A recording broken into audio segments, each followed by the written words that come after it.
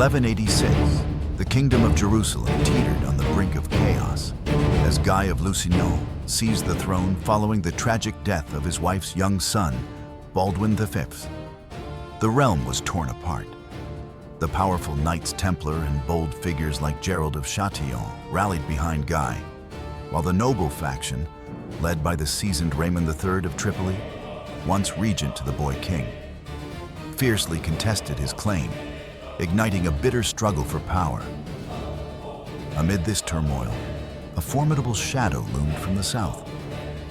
Saladin, the cunning vizier of Egypt since 1169, had forged an empire, capturing Damascus in 1174 and Aleppo in 1183 to dominate the southeastern borders of the Crusader states.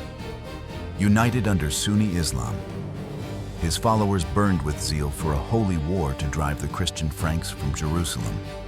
A master of strategy, Saladin wielded truces with the Christians to navigate Muslim politics, striking one such pact in 1185, setting the stage for an epic clash that would reshape history.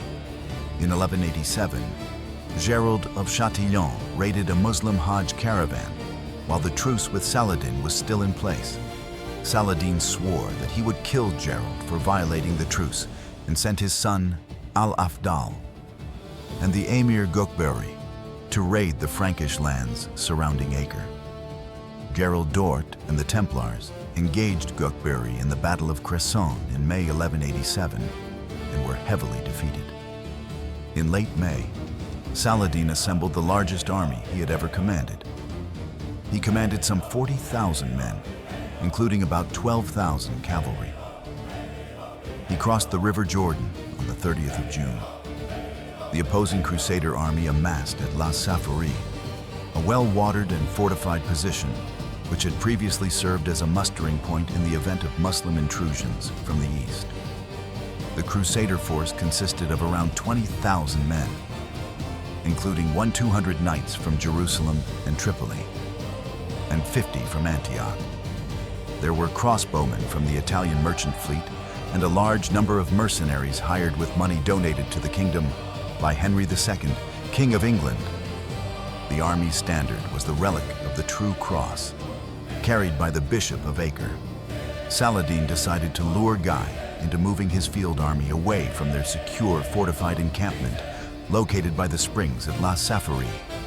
On the 2nd of July, Saladin personally led an assault on Raymond's fortress of Tiberias, where Raymond III's wife, Eschiva of Bourès, was trapped.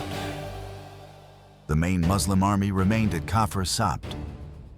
At Tiberias, within a day, one of the fortress towers was mined and collapsed. Saladin's troops stormed the breach, killing some of the opposing force and taking prisoners. Raymond's wife, Eschiva of Bourès, held out with the surviving Frankish troops in the citadel.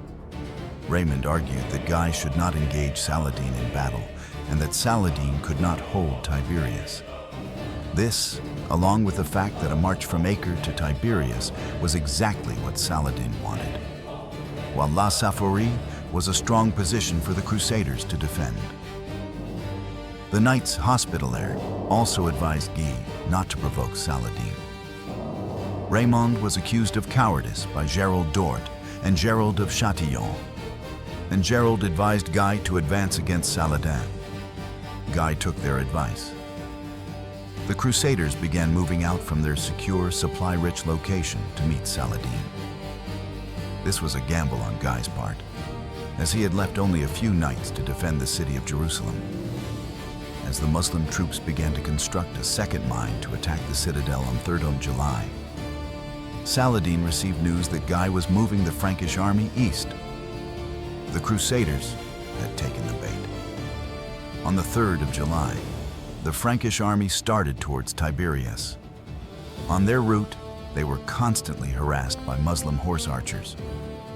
At midday, Raymond of Tripoli decided that the army would not reach Tiberias by nightfall, and he and Guy agreed to change the course of the march and veer to the left in the direction of the springs of Kafr Hattin, only 6 miles away. From there, they could march down to Tiberias the following day.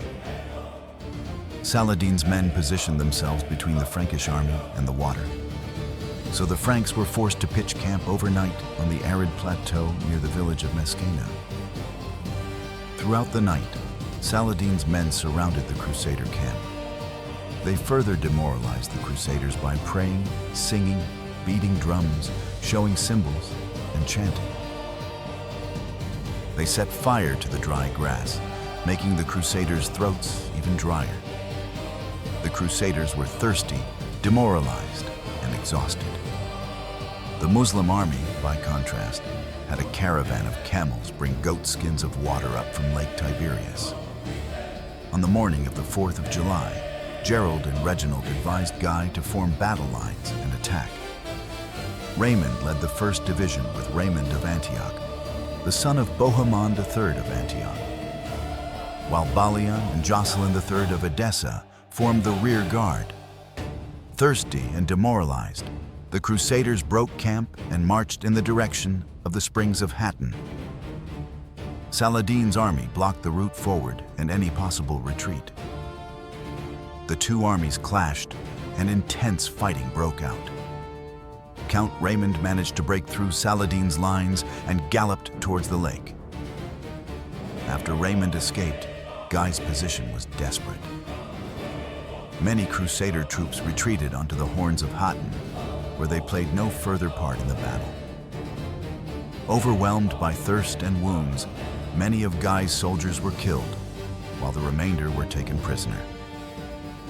Their situation was so dire that 5 of Raymond's knights went over to the Muslim leaders to beg that they be mercifully put to death. The Christians still fought on. Some of the Crusaders made a formidable charge against the Muslims facing them, and in a small moment of victory, they pushed back the Muslim troops. However, these Muslims rallied and returned to the fight. After some more intense fighting, the Crusaders were finally beaten for good. Saladin dismounted, praised God, and wept for joy. By the end of the battle, most of the Crusader army of 20,000 men had been killed. In contrast, Saladin's army had suffered light casualties. Prisoners after the battle included Guy and Gerald of Châtillon, and many other barons of the Kingdom of Jerusalem. Guy and Gerald were brought to Saladin. Saladin offered Guy water, which was a sign in Muslim culture that the prisoner would be spared.